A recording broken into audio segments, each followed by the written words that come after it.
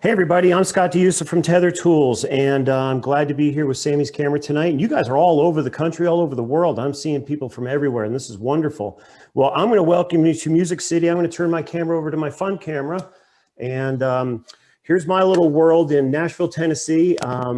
This is my place where I do everything from. But one of the really cool things about what happened this past year, other than everything else, the cool thing is we all really got much better at this whole working from home and online classes and virtual classes. I mean, at first it was intimidating to do them, and not only do them, but watch them as well. Because I mean, the person on the camera end was, doing their best, and the person in the viewing end was like, I hope this is kind of normal. And, so everybody's up in their production value and stuff, and I'm having a lot of fun doing it. I do these all the time, and I'm going to show you my workflow setup here. And I'm doing this pretty much with everything Tether Tools, and I'm going to go over all of the stuff from starting with a camera and going to a computer or another device, and everything that you can do in between. And I'm actually doing that in this virtual kind of what we call content creation environment. A lot of newscasters are still doing this from home and everything, and they use like big TVs for their backdrops and stuff. I just put my guitars on the wall, so just to make it better than a white wall. And I just have fun doing it. The one hard part is that I know I can see your faces if I'm looking at the Zoom window, but if I'm looking over here all the time, then that looks really annoying. So I got to look at the camera, and this is your face right here in this camera. I actually do, just to let you know, I'll show you, I have a monitor just above it, so I know that I'm not tempted to look that way. I'm actually forcing myself to look this way. So if you are going to be doing any sort of at-home content creation and stuff, there's a lot to learn about doing this, and there's a lot to practice to get good at it. So I've got a lot of stuff to show you tonight. Please put your questions in the chat. Liz can answer pretty much everything. Actually, probably more so than me on occasion too. And she'll help you out with everything you need to know. And if there's questions at the end that she wants to save from me, I'll be glad to help you out along the way or at the end. And we'll just have some fun. So I'm going to move at a pretty good pace because I got a lot of stuff to deliver in the next 50 minutes. And let's do it. So I'm going to come back over here. And by the way, everything that I'm using tonight on this, I'm going to show you what I'm using, but the program that I'm actually using right now to kind of move through the presentations and stuff is called Ecamm Live. So if you're wondering, it's a Mac-based program. It's made for, it's kind of like doing online content presentations and video switching and all sorts of stuff. So it's called Ecamm Live, and I'm using a little thing called the Stream Deck to switch between scenes. So if you're wondering how I'm doing it, it's all Ecamm Live, and I just share it to the Zoom window as a single camera, and I can mix everything on my end. So pretty simple. So anyway, so I'm going to get started here on this part. And let's go into talking about what is tethering. Tethering is really simple. In a sense, it's just connecting your camera to a computer or a mobile device so you can look at the images on a larger screen than you can on the back of the camera. Now, cameras have wonderful displays on the back of them, millions of pixels in them. You can zoom in on images, you can see everything, but you're still looking at a 3.2-inch screen in most cases. And what if you are in a situation where you want to see the image large right there after you take the image? That's what tethering is all about. We call this the components of a complete system. And from the camera to the device, there's 5 things in between that I'm going to discuss with you tonight. And when we talk about building an efficient workflow, you can think about it as simple as you want to, or you can go as elaborate as you want to. And I'm going to kind of show you simple to elaborate. And my situation is fairly elaborate, not too terrible, but there's a lot to what I've got going on here. And I'm going to show you all that. So you can think about this. A lot of people think about tethering as like it's just for studio workflow stuff. It's perfect in a studio environment, but you can actually do tethering on location, because you can set up a simple workstation. You can be shooting, looking at the images, and before you leave this space that you're in, you know you got the shot, because you're not like thinking it's good on the back of the camera. you're actually seeing it on the screen, which is pretty cool. It's really great if you're working solo, because you can set up workstations to hold your computer, your monitor, your camera, and have everything there at your fingertips. And that's really what I'm doing tonight. Big team collaborations. I was talking to a photographer yesterday who does advertising, product photography stuff. And he was talking about tethering in one area of his studio, but having the images in another area of the studio, so he doesn't have like an art director breathing over his shoulder the whole time. So he likes to have a little bit of freedom on his end of the world and have the tethered workflow go to the other side of the studio so the client can see it. So what do you do to get started? Well, you got to transfer the images. That's number one. So how do you tether and transfer? You've got two choices, basically. You can go with a cabled solution or a wireless solution. And I'm going to talk to you about both of these. The cabled solution starts right here. Basically, this Tether Tools put together this starter kit. Now, it's your choice of a 15-foot USB Tether Pro cable, whichever one you need, and I'll show you how to find out which one you need in the next slide. It also includes a couple really important things too, that you just don't buy a cable and go. You actually need to think about something else, and that is protecting the port, the USB port on your camera and the USB port on your computer. So we make things called jerk stopper camera supports and jerk stopper computer supports. We also make a thing of Pro Tab cable ties that you get in this kit, so you can wrap your cables up and keep them nice and neat, and an organization case to keep it in. So that's really all you need to get started right there is something like this. Now, how do you know which cable to get for your camera? Well, on the Tether Tools website, right at the top, there's a search by camera feature. You click on that, put in the make, the model of your camera, and what port your computer has. So if you've got a regular USB-A port, like most computers have had for X number of years, or if it's a newer computer and it's got a USB-C port, then it will guide you in the right direction for what cables you need for a USB-C. Now, Tether Pro cables come in two different colors. We're mostly known for the high visibility orange color, which keeps you, I mean, people see it on the ground, so they're less likely to trip over it.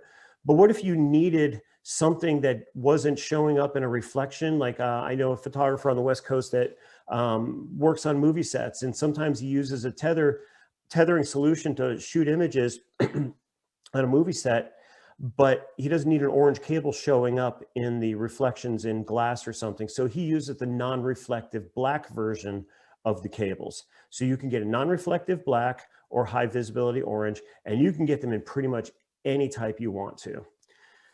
The difference between a Tether Pro cable and a standard regular Office Depot USB cable is not only the quality of the cable and the durability of the cable, but it's also transfer speed too. Tether Pro cables are not only, as you can see, they're a lot thicker and a lot more durable, but they transfer at the highest rate that USB protocol will allow. Okay, so however fast the camera can pump the data out of the camera is how fast these cables will pump the data into the computer. And I'm going to show you some tethering speeds in just a moment when it comes to wired and wireless solutions with the camera I have right behind me. Now, like I said, there's every different type of cable you could ever need. Most cameras these days, some DSLRs and pretty much every mirrorless camera is a USB-C connection. USB-C is getting to be the de facto standard, so it's working really well. But if you still have, like, say you're a Nikon shooter and you have a D850, then you have a USB 3 cable. And if you want to shoot D50 into a new MacBook Pro, which was USB-C, we have solutions for that.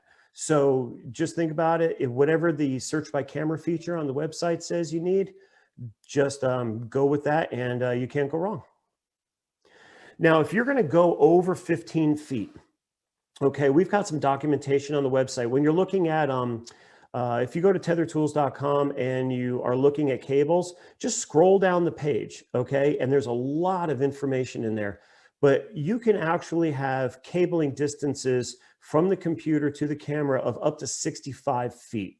Now there's a few different ways that you have to connect, like active extensions and stuff, and you have to introduce something called a Tether Boost Pro Core controller. This is a small device. This is the USB 3 version of it, which is the most common. This is a device that keeps the connection to the computer steady. What happens in newer computers these days is they have what's called dynamically controlled USB ports. And if you're shooting and you're sending data, you're keeping that port awake. But if you put the camera down for a little while and the port doesn't sense anything happening, it actually powers the port down and to conserve battery power or put power someplace else. And so what happens is you could lose your connection, and then you have to take a couple seconds to gain the connection back when you pick the camera up and reconnect to your software. So if you don't want that to happen, insert one of these Procore controllers into it, and it tells the computer port to stay awake. So it's a really, really simple device. I'll just show you. It looks just like this right here. So you've got a really, really simple device like that, and you just plug that in and plug your USB port into the other end, and you're all set. So that's a Procore controller right there. All right. I keep getting a weird message from Ecamm. I hope you guys are able to hear me. Liz, if there's anything wrong as I'm switching through, just let me know. I've never seen these messages coming up. Okay, so far so good. So far so good. All right, thank you. And you're my backup. I love it. I love having you there. Nowadays we've got two new USB-C cables that are solid USB-C connection. Really fast transfer cables. USB-C, the nice thing about it is it doesn't matter really which way you plug it in. And for people like me, I always like to... Sorry to interrupt for a minute, but I see in the comments, they said it's flashing. Is it still flashing for everybody? Can somebody let us know in the comments? What's flashing? I think the screen. Oh. I just want to make sure it's okay. I'm trying to look up top up here. Okay, they're all saying it's fine. Maybe it was just briefly. Okay. All right. Thank you, everybody. We appreciate it. Yeah, you know, sometimes, and at the end of the day, everybody comes home from work and everybody's on the internet, and your bandwidth kind of slows down a lot. I've noticed that with classes at night gets a little bit glitchy. A lot of the classes I do are during the day. So I appreciate you letting me know. All right, so hopefully everything stays sane. I can see my video is a little glitchy, so I'm thinking there might be a small bandwidth issue, but we'll run with it and see how we do. I appreciate, and you know, it's live, why not? But content is king, so I hope I'll deliver you good content. All right, USB-C. There's a 15-foot USB-C cable, which also has a right angle to it. So that's really nice if you want to come out of the camera and either go straight up or straight down. Usually it's straight down, so the cable doesn't stick out from the side very far and is less susceptible to getting bumped. The USB-C also features the cable on the right, which is an extension cable. So you can go two 15-footers with the USB-C right there and go up to a 30-foot extension, which is pretty much what most photographers these days use. I don't know too many people who are going over 30 feet with a wired connection, even though I said you can go up to 65. This also has that Tether Boost Procore controller built into it, and that's the little rectangular piece you see on the end. So that'll keep the connection awake the whole time. So it's built into that extension cable, which is really nice. So you just need two cables if you're going from like a mirrorless camera to a new MacBook Pro. These are the two cables you'd probably want if you're going to go with a cabled solution. All right, cool. Let's talk about wireless tethering now. Now you can do wireless tethering, and there's advantages to both wired and wireless. Wireless offers a couple main advantages. One is the freedom of having to be tethered with a cable, and you can move anywhere you want. That's huge. The other advantage is wireless transmitters like this AirDirect here can go all the way up to a 200-foot range. So if you're in a, I tell a story about a real estate photographer that I knew that had to shoot 3 model homes in a row. They were all in like close proximity to each other, but he put the laptop in the middle of the front yard of the middle house and shot from the first house to the second house to the third house and was able to transmit perfectly. So, you know, it's great for long distance shooting. Now it does offer two-way communication as well as the Tether Pro cables do. So you can control the camera from the computer or shoot from the camera to the computer. And with the AirDirect, you can also do a mobile solution. And by the way, the mobile solution for AirDirect is available only for Nikon and Canon users. Sony, we're working on the Sony solution. Sony works their cameras differently, how we talk to the cameras. But the mobile solution is Nikon and Canon only, but you can control from your mobile device to your camera or shoot from your camera to your mobile device. Now, there are two Wi-Fi networks built into this unit. There's a 2.4 gigahertz and a 5 gigahertz network. The 2.4 gigahertz will give you up to that 200-foot range and be a lot further, but it doesn't transmit images as fast as the 5 gigahertz network.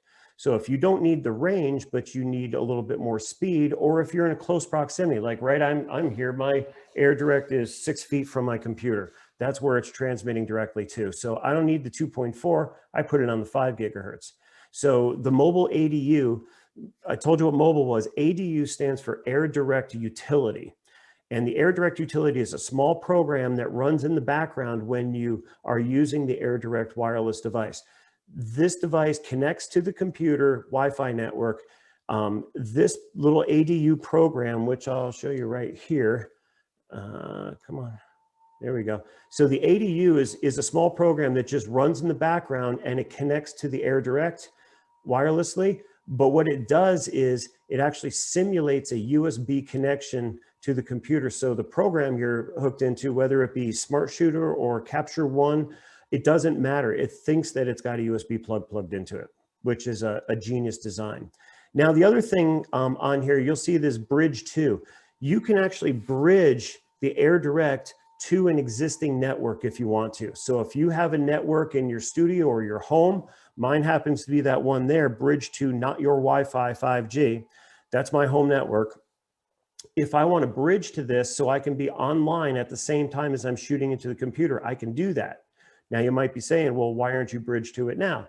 Well, actually, I have an Apple monitor up here that I'll show you. And in the back of the Apple monitor, there's an Ethernet connection. So I'm hardwired into my home network through my Apple monitor. So that leaves my Wi-Fi in my laptop able to just talk to the AirDirect. And I don't have to do all this video production and all of this bandwidth through the AirDirect, which would probably slow it down. So I've got the AirDirect connected directly to the laptop, and the Apple monitor that I have is connected directly to the internet. So you can have those two separated, which I think is actually kind of a cool deal to be able to do that.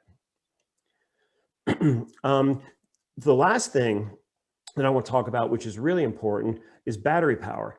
You're not using, like inside cameras these days, you have the ability to connect Wi-Fi from camera to computer. I'm going to be honest with you, they're tricky to connect and keep connected, because if the camera goes to sleep, the Wi-Fi connection goes to sleep. The AirDirect will stay on all the time. It has its own battery and it doesn't use the battery power in the camera. So the camera's not draining battery connected to your Wi-Fi network. Now, the other nice thing is, as you see on the side of that right there, it has a little DC port. I want to show you that. And how I'm going to show you that is by a little moving camera that I don't want to make you car sick with. But this is pretty cool. All right, so here is my AirDirect, okay, hooked onto, this is a Sony A7 R4, and I don't have it connected yet because I'm going to do the wireless, wired wireless thing in a minute, but I just want to show you that the AirDirect has two lights on the side right here. The blue one is the Wi-Fi light. The Wi-Fi light is telling me that it's a solid connection. The green one is the power light. That tells me I have full power. Right now, in this configuration, I am running off the battery. Now, if the battery were to start going dead, okay, this green light would turn yellow, and then the yellow light would turn red, telling you that you have to change this battery out. Now, the thing about this battery is you don't want to just pop it out the top, because when you pop it out the top, you're going to lose your Wi-Fi connection. So the AirDirect actually ships with a little DC port cable like this, and that DC port on the other side is key. Well, on the other end of it is a USB end, and I've got that plugged into a Tether Tools 87-watt battery pack right here. You can plug this into a an iPad wall charger if you wanted to, anything that will deliver USB power to it. So this 87 watt battery pack is connected to my tripod with something called a strap more, and I'm going to tell you all about those later. So I'm going to take this, I'm going to plug this right into the side of the air direct over here like that, make sure the battery is turned on. And then if you watch, I can pull the battery off and I still have power. So now I can get a new battery and I can plug it back in and then pull this out and I'll still be running on battery power then. So I have the ability to actually run this on basically AC power and run it forever. Somebody asked me in a training last week, they said, how long will this air direct run on this battery pack? And I left it on all night and it lasted for 36 hours. So if you don't want to lose your connection and you're on a tripod, having an extra battery pack like this one right here is really handy to have. So anyway, oh, and by the way, this is my setup here. So I'm going to show you the rest of this in just a moment, but this is what I'm working on and talking to you from and all of this good stuff. So I'm going to show you all of this stuff in just a minute. Now, if we come back to, my Stream Deck is a little wonky. All right, so as I come back to here, let's talk about the protect piece. And after that, I'm going to show you some shooting into a program and show you how fast things transfer. When you cable your camera to a computer, the one thing that you don't want to do is have anything break the USB port on your camera. That's about a $300 repair. Okay, so we make some devices to protect those ports. The first and most awesome one is this Tether block ARCA. If you have any sort of ARCA Swiss like L brackets or ARCA Swiss heads or anything, this has the dovetail grooves built into the bottom of it to attach to an ARCA Swiss plate system. Okay, and as you can see, you can weave the cable through the port. It actually offers 3 different cable weaving options for thick, medium, and thin cables. And you can weave these through any way that you want to. I'll just show you right here. I've got mine kind of set up and you can see how it just kind of goes in and you just kind of weave it around. You can have it go out one port, come in another port, and then this just screws right to the bottom of the camera right there and everything works great. We're about to get a visit from my cat that wants to jump on my lap every time I do a live presentation. So that's the ARCA Swiss Tether block ARCA, okay? And we do make another tether block that is without the ARCA plates, and so it's just a little bit less expensive, but it just doesn't have the ARCA dovetail groove built into it. So we offer 2 different tether blocks. And by the way, I'm using a tether block. Let me show you this. I'm using a tether block inside here. I've got a Nikon Z6. This is the camera that's doing all that wide angle video stuff. So the USB cable's coming out. It's going straight into that tether block ARCA right there. And that comes straight down, weaves under here, comes over and goes right there. So that is how I have that camera set up with the tether block ARCA. All right. The simplest way to go is called a jerk stopper. And that was what I told you about at the beginning of the program when I said, here's the basic kit that you can get, where you get the cable, you get the jerk stopper camera support, the jerk stopper computer support, and the case to put it all in. This is a simple device, but it is really, really effective. And after having used one for quite some time now, I got to say that every time I plug a USB cable into a camera, I can't not use one of these because I just need to. So I'll show you how this kind of is working over here. All right, so here we are back at my Sony. This is actually attached right here to the camera eyelet for the strap eyelet right there. Let's get this cable out of the way. I'm going to use this cable in just a moment.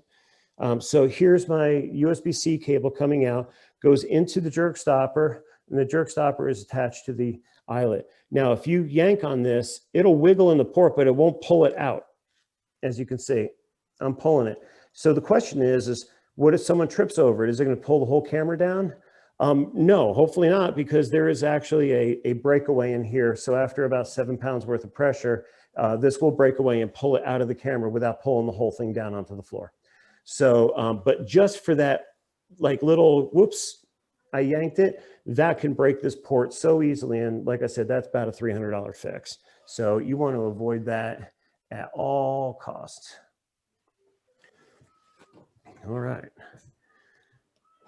You can also have jerk stoppers on the computer side of things. We do make them for the camera, but we also make them to clip onto the tables, clip into the USB ports. I have one here that I like. This is the one that's coming from that camera I just showed you. The jerk stopper here is on a clamp, a very heavy duty clamp attached to something called a utility tray.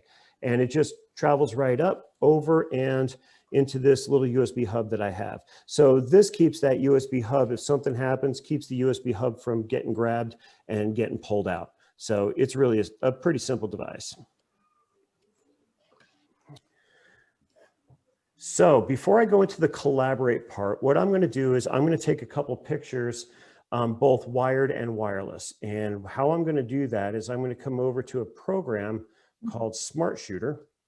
This is a program that Tether Tools makes for just tethering. I mean, this is what this program is for. It is for tethering. It's for getting images into the computer in the fast, most efficient way. It does a lot of stuff, but I'm just going to show you just the basics of getting images into the computer right here. So I am connected to this Sony A7R4. So up at the top left corner, you'll see it says 7RM4. So that's the Sony ILCE. Sony names their cameras ILCE. I forget what it stands for. If that's flashing again, I apologize. I just noticed that, and I'm not sure why it's doing that. So it tells me in here, here's all my camera controls. It tells me how much power I have, tells me aperture, shutter speed, all that sort of good stuff. I can autofocus the camera from here, and then I can shoot the camera as well. So I shoot, and then you go 1, 2, 3, and there it is. So 2.5, 3 seconds. I just shot a raw file from this camera. And if you know anything about this camera, this is a 61 megapixel camera. This is a massive raw file. Okay. So 61 megapixels. And that's why I wanted to show you the raw file on this. And again, I don't know why this is blinking unless I restart Ecamm and restart it back up, which could take a minute. I don't really want to do that. So hopefully we can get through that. Again, I apologize. So I'm shooting these files are compressed raw. They're about 63 to 64 megabytes in file size. And as you can see, that Sony just pumped the data out through that cable in about 2 to 3 seconds to get a raw file straight into the computer. So what I'm going to do now is that was the wired solution. I'm going to go wireless, turning the camera off. I'm unplugging the one cable. I'm plugging in the Air Direct. Okay. So on this side, and then I'm turning the camera back on, and I will change images on the computer screen so you can see that it is a different image. So now I'm coming up here. I say connect to this camera. It's connected. Same exact settings from the camera. I'll go ahead and I'll autofocus it, and then I'll go ahead and shoot, and I shoot, and it's 1, 2, 3, 4, 5, 6, 7, 8, 9, 10, 11, 10, about 10, 11 seconds. So that same 64 megabyte file that was transferred in about 3 seconds took about 10 or 11 seconds via wireless. Now that is the 5G network setting and everything, but that is a lot of data to be pumping through. Most people are using 24 megapixel cameras now, and the file sizes are about half that. So you can actually take that time in a better case scenario. So say you're shooting with like a Nikon Z6, those raw files are like 30 megabytes a piece. It'll take wirelessly, it'll take 5 seconds to do. And again, I apologize for this flashing. I don't know what it is. Well, thank you for sharing that, because I do think it's helpful for people to know that there is a range on the images transferring wirelessly. Yeah. And I also wanted to jump in. I'm sorry about the noise in the background. I have my kids playing. But I want to jump in because we have some good questions coming in through the chat. And these questions started when you were talking about the Wi-Fi. Did Okay. you want me to kind of share those questions now, or did you want to wait till the end? Oh, let's do them now since they're relevant. I don't want anybody to have to hang on too long if that's what they came here to learn. Okay, I'm now seeing the flashing too, but I can Yeah, I can't see the chat, so you're gonna have to read them to me. Okay, sure. So the first question is, how about Canon's built-in Wi-Fi and Bluetooth and camera app? I don't even own a Canon camera. I'm sorry. Okay. I couldn't speak to Canon. I worked for Nikon for 20 years and I know their Wi-Fi and Bluetooth app and everything. And it works well. But it connect Bluetooth easy, but when you connect Wi-Fi, that's a whole nother step. And when you go out of shooting images with that, then you got to connect back to Bluetooth. And it does a good job. I prefer the Bluetooth method rather than having to go to the Wi-Fi method on it. But this, and then it uses the camera battery. That's the whole thing. The AirDirect has its own battery. So when you start using the internal Bluetooth and Wi-Fi, you're going to use your battery up in your camera faster. So that's my personal opinion. I am a Canon shooter, and I got a Canon for Christmas. And this is a commonly asked question. So I actually digged in and tried to compare. And I did a comparison, and my experience with the Canon is that I found it kind of cumbersome, and I didn't have as much of a range. It took me a while to set it up.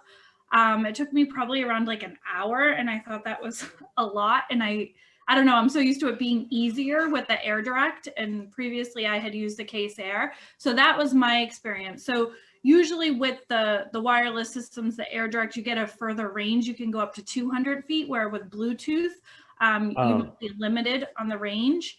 And then also what Scott said about the battery. So you're not using the battery power from your camera. The AirDirect has its own battery power. And I also liked that I could use my preferred tethering software versus having to use their software. So that's also another added benefit to. And Liz, you brought up something, the range too, because Wi-Fi on the AirDirect is at least twice the distance as the Wi-Fi in the camera, if not more. Because the camera only has one small antenna inside it. The AirDirect has two very powerful antennas that aren't competing with all the other circuitry inside the body of the camera. So I find that it works a lot further distance. So if I'm going to tether Wi-Fi, I'm not going to use the internal camera Wi-Fi function for that. But I will say that, if you're just traveling around and you want to transfer, like in the Nikons, if you just transfer Bluetooth, it'll do a 2 megapixel image to your phone without a problem. You don't have to put the AirDirect on the top, which is okay, but if you're really shooting tethered for a purpose, I feel that this is a more robust way to go, and especially for not going to sleep and not using the camera battery. And what then, else? Speaking of batteries, the next question was, can you use both battery and AC power? Well, it'll use one or the other. If it's plugged into the AC power, it won't use the battery. So once the AC power is unplugged, then it goes to the battery. Okay, thank you. And then the next question is, what do you use to switch between cameras and presentation? What do I use to switch between cameras and the presentation? The Stream Deck. This is the controller, but I use Ecamm Live, which is the software that sets up all the scenes that I have pre-programmed into here. So if this is this camera, and then this button is this camera and stuff, and it's a really great solution. It's Ecamm's only a Mac-based software though. OBS is a Windows-based software, I believe, that others use, but I don't have a Windows machine. So good question though. Yeah, good question. And Serena seems to have all the good questions this evening. So when you were talking about the jerk stopper, she submitted the question, will it save the mini HDMI port? She had her port pulled out using a cheap adapter camera. Yeah, I mean, any port, it just as long as it's, this thing is doing its job and this is plugged into here, which I have the wireless in right now. But if this is plugged into here, it doesn't matter which, you can use it for HDMI, you can use it for USB, it doesn't matter, just as long as it keeps the port stable.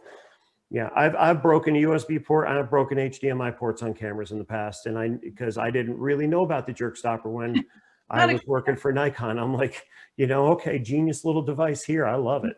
Yeah. Okay, so that's all we have for the questions so far. Keep them coming, guys. I'm going to let Scott get back to. Yeah. All right. Now we're getting into some really interesting stuff, the collaborate part, which is as soon as I go back to here and I show you that is workstations. How do you, it's like an erector set for adults. It's great, you know, and or even though I'd still like an erector set today, I don't know. But you can design the optimal workstation for your needs, which is really awesome. So it all starts with the tether table arrow system. Now this is where Tether Tools started, was actually tether tables. And so they came up with an idea of like, how can you be someplace on location or in a studio and mount your laptop easier so you can tether to your laptop and see it. So they came up with some really cool stuff. So this tether table arrow, it comes in two sizes. It comes in a traveler and a master size. The master is bigger than the traveler size. And I'll show you both of those. I've got both here. But the key to it is this bracket on the bottom. This is called a Lajo 4 Pro bracket, and this screws into the bottom of the table. It also holds some accessories into the bottom of the table too, which I'm going to show you.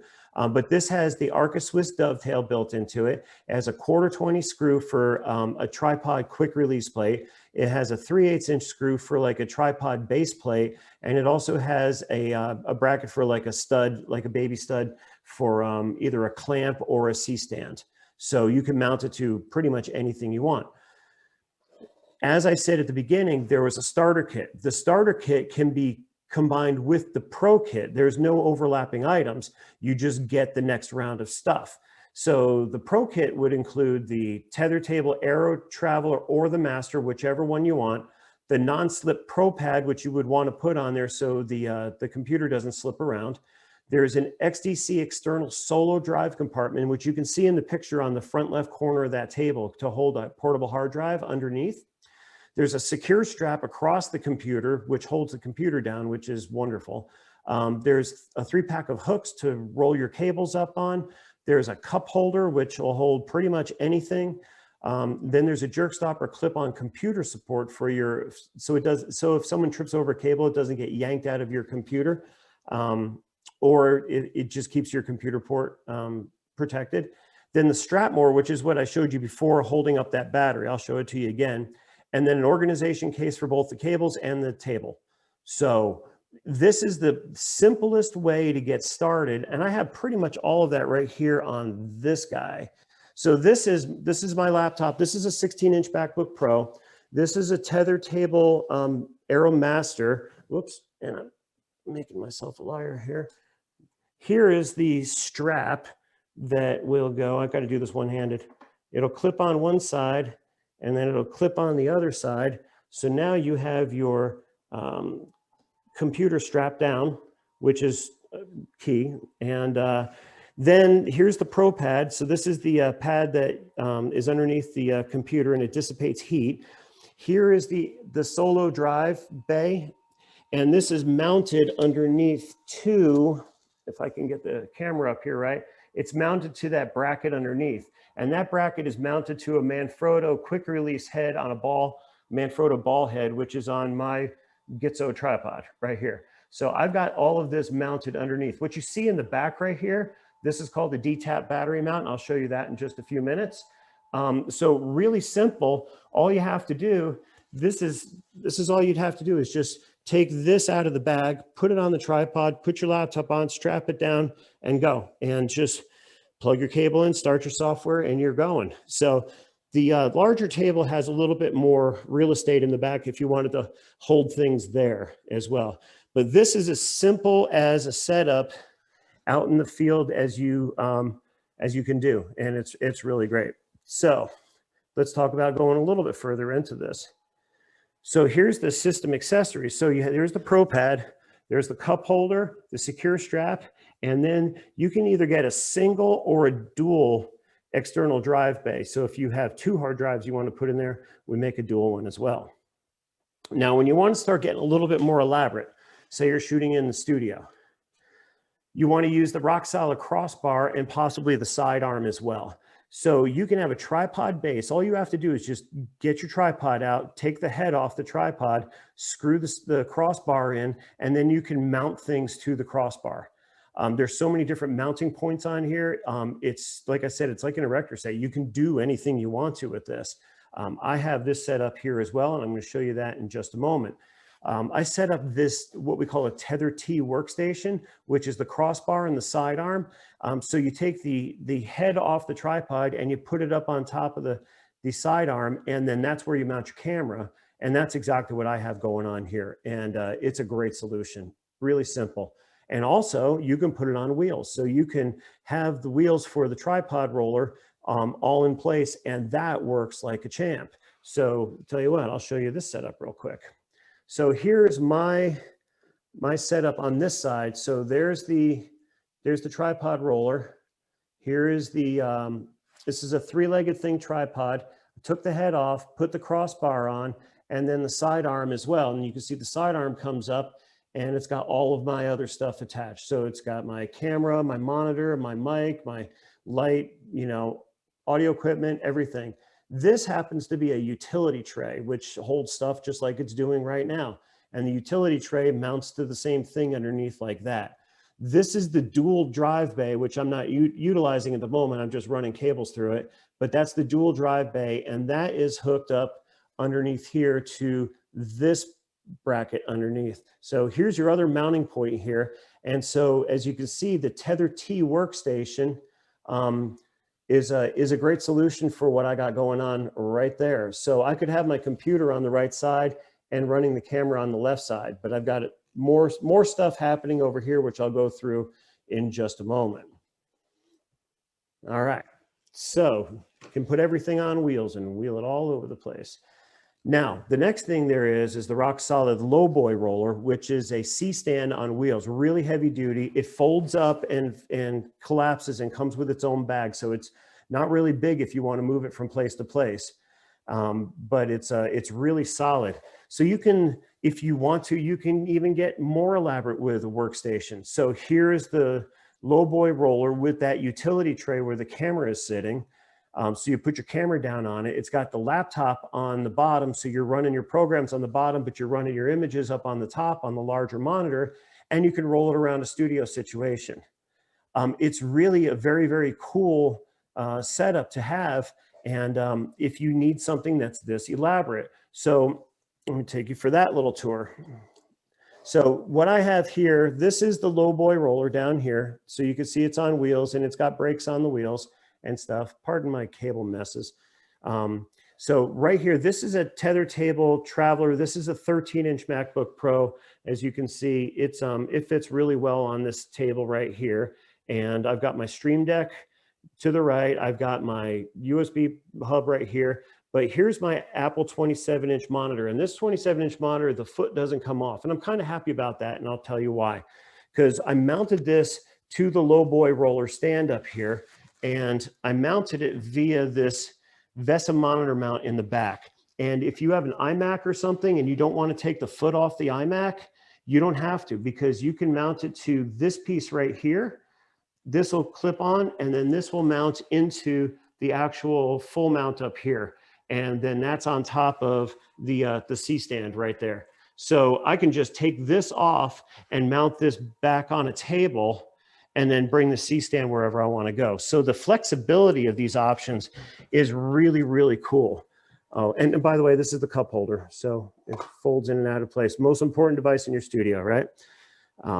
So anyway, and oh, and I want to show you, like, we make all these like cable bags and stuff. I just take the cable bag and I put it around here so I can just keep all of my cables and everything all in one shot. Here's the strap more. This is holding up the AC adapter for the battery system that I'm using. So this is attached to the tripod and it's great. And oh, and speaking of cables, I don't want to backtrack on you guys, but I forgot to show you one small thing. I want to switch over to another camera. The Air Direct, by the way, that I showed you before, comes with like every cable in the world that you can ever need to hook it up to your camera.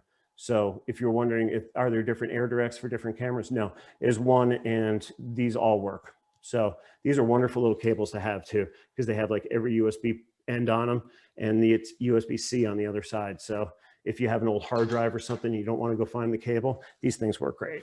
So lots of versatility tonight. So it's called workflow, right? All right, so there's the large monitor support that I just showed you. You can mount large TVs to things. I mean, Tether Tools makes a whole line of VESA monitor mounts for pretty much any type of situation. Then if you wanted to mount like a tablet or a Microsoft Surface Pro computer or something and tether to that or go wireless, you could go wireless to a device and use like a master clamp with an articulating arm and mount this off the side of the tripod. I mean, that's the simplest workstation possible right there. All right, now we're getting into some really cool stuff and I don't want to run out of time. Power. I will say that this is, believe it or not, this is one of my most exciting things to show you. And I actually have an entire power class that goes into it even deeper. But the power options that you have when you're on location, you got to think about it. You got to think, you know, well, I've got my laptop's charged, but when you're tethering and the computer port's awake, you're going to use power more often. So we have something called on-site power solutions. And the on-site power solution starts off with this thing called the DTAP battery. Now, the DTAP battery is most commonly found in the video industry. There's a lot of different type of DTAP batteries, a lot of different capacities of batteries. This is a really very high capacity battery. And it has something called a V-mount on it. And I'll explain that to you in a moment. You can hook the DTAP battery into something like this AC power supply, and then you can plug in things that need power like monitors and LED lights, phones, tablets, all of that stuff into here. The only thing that you really can't do because of the wattage is hook up like studio strobes because they just draw too much power. But most studio strobes these days are all powered by their own battery system. But the DTAP battery, and you can see on the left, it has that V mount to it, is a really robust, very versatile battery. And it, coupled with this AC power supply is really amazing. By the way, if anybody's overseas and they're watching this, it does come in an international version as well. So you can plug it into the battery and use international plugs in a different version of this. This is the US version here. So it comes with 2 AC outlets and 4 USB ports on the side. And it's, I mean, I think that's just a genius idea. The most genius idea of all of this is the fact that you can get a 12-volt DC plug for it, plug it into your car, and now you've got 2 AC outlets and 4 USB ports for everybody in the car. You know, if you're traveling or if you got a bunch of kids and there's only like 1 USB port and they're all fighting over it, well, guess what? If they want to charge your devices, here's a great way to go with that. I'm going to show you, I'm going to show you this real quick. I'll come back to this camera right here.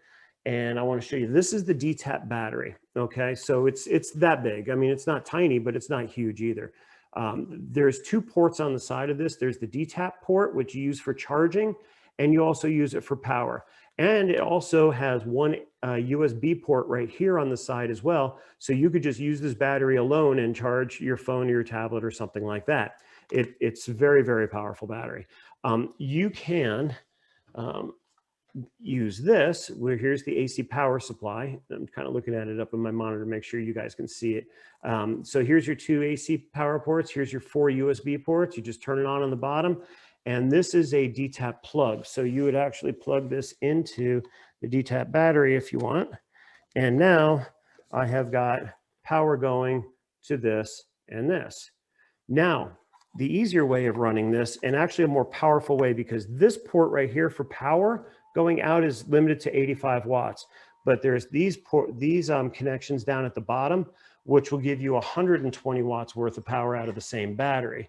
And this device here is called a Versa V-mount. Okay, this is a handle-based plate that the V-mount battery locks into. So now it's using the ports on the bottom. And when you plug the AC power supply into the actual V-mount plate, you're using the ports on the bottom here, and you're getting 120 watts of power, and then you can just Velcro that there. And so now I've got this system, which I can hang from the bottom of a tripod, or I can mount it to a bracket, which I'll show you in a sec. But here's a solution for being on site and powering a whole bunch of devices. And I'll come over here and I'll just show you that with this is the reason why I have this bracket here. If I put this on and I just tighten this down a little bit onto that clamp, now I have a complete power solution hanging from underneath my tripod. So now I can plug my laptop into this. I can plug my iPads into this. I could plug LED lights into this if I were doing a video production or something. So that's a DTAP battery with the AC power. And let's come back to here. I'm going to show you the next cool thing when it comes to powering stuff. And that's called the case relay. If you need to power the camera, and you want to run a video production like I'm doing right now, I would need to I'd be changing the battery out on the camera about now. But I don't have to do that because I'm running through something called a case relay. And the case relay is a camera coupler going into the case relay. The case relay actually has a battery inside of it. It's got a 1200 milliamp hour battery, which will last long enough for you to power the camera if you lose power on another part. So you could see down at the bottom on this chart, which is available on the website, by the way, if you want to look at this closer, you can use the DTAP battery for this.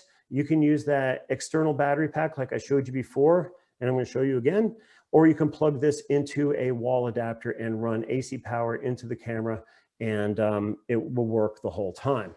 I'm going to show you the case relay real fast. So I've got my case relay right here, okay? And the case relay comes over and is actually plugged right up in here inside the camera. So I'm using this cable, and this is the coupler right here. So this is the coupler going into the port on the case relay, which comes over to here. And this is plugged into one of those AC power supplies. And this AC power supply, by the way, is plugged into a DTAP battery that's mounted underneath the table. Instead of on that Versa V mount, I've got it mounted to the table, coming up to here. And then this is plugged into here. So if I pull this off, you'll notice that this green light starts blinking, okay? That means that we're running on the battery inside here, which is still powering this camera right here, okay? So this battery is still powering this camera, but it's blinking to tell me that it's not plugged into something. This will go from green to yellow to red, and then you're gonna lose your power. But if you want to plug this back into an AC power supply, now you notice not blinking anymore. So that's what the case relay is doing, is delivering infinite power. And by the way, this just folds back away and hangs right on the back of the table right there. Real handy. My case relay is sitting right there, plugged into the camera, and the camera has been running all day long because I use this camera for meetings all day too. So this camera has been running all day long.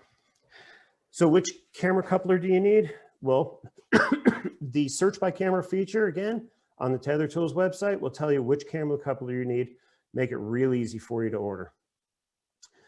My next favorite thing, and I actually bring this with me everywhere, is this 87 watt, 26,800 milliamp hour battery pack. And this battery pack has enough power with 87 watts worth of power to actually power a MacBook Pro computer. There's a lot of battery packs on the market, and you'll see some that'll be like, oh, it's 20,000 milliamp hours, but you'll look down and it'll be like 30 watts. 30 watts won't power a MacBook Pro. There's just not enough to it. This battery pack will power, it'll charge a MacBook Pro from dead all the way to full. It's got two USB-A outlets, and it's got a USB-C. The USB-C is also used for charging the battery as well. And the capacity is 26,800 milliamp hours, which if you compare that to other batteries, this is a very high capacity battery. Now you're gonna wonder, what's the DTAP battery in milliamp hours? Because I didn't tell you that. Well, it's not rated in milliamp hours. It's actually rated in 150 watt hours, but at a different voltage. So the apples to apples comparison is kind of difficult, but a few of us at the office figured out that the DTAP battery in comparison to this one is about 40,000 milliamp hours.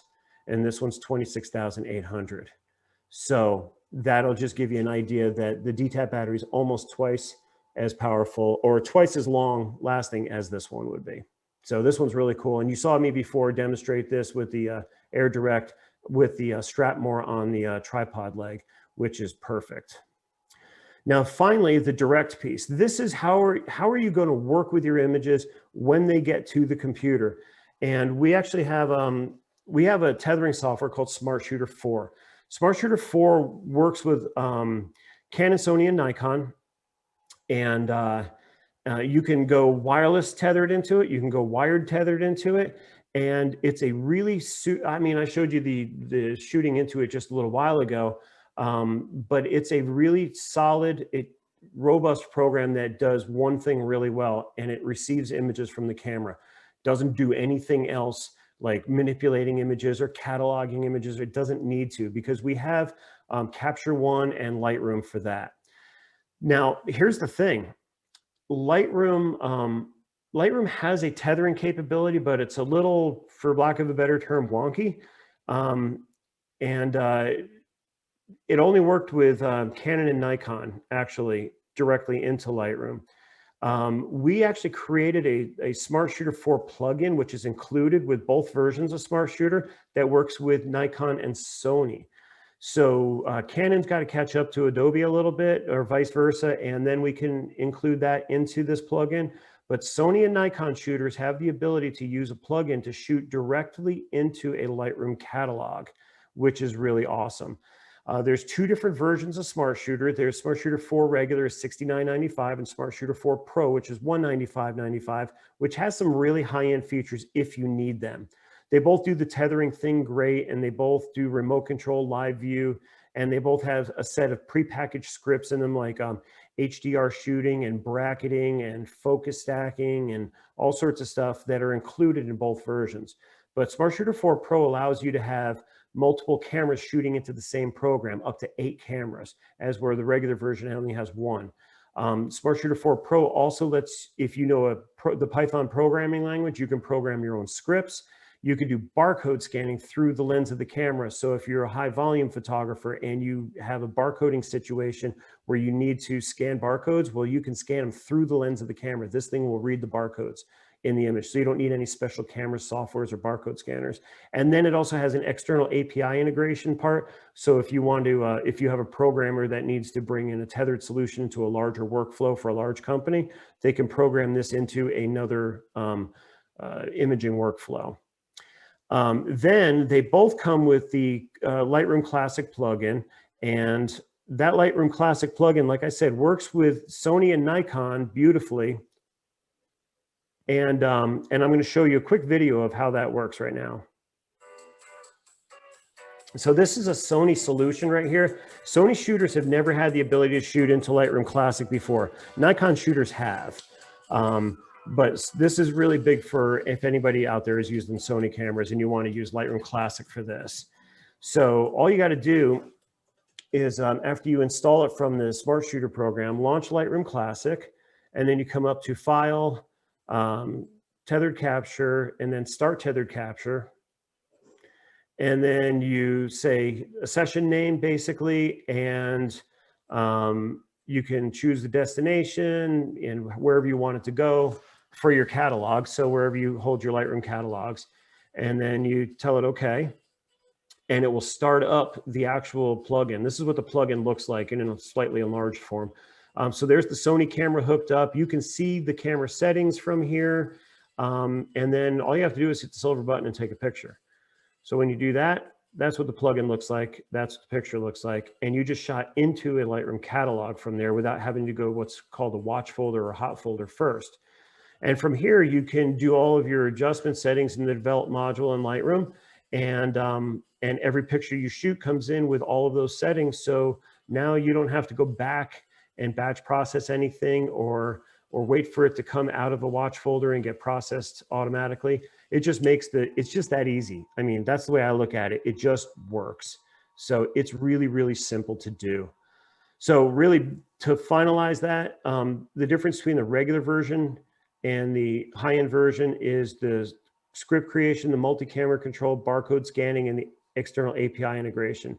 If you want to go to YouTube and go to the Tether Tools channel and see more about this, I have more videos on here that explain the barcode scanning and more control, and a lot more things about Smart Shooter if you'd like to check that out. So go to YouTube and just type in Tether Tools and subscribe to the Tether Tools channel, and you'll be all set. So with that said, that is your end-to-end workflow solution. And I hope that that wasn't too much information. I am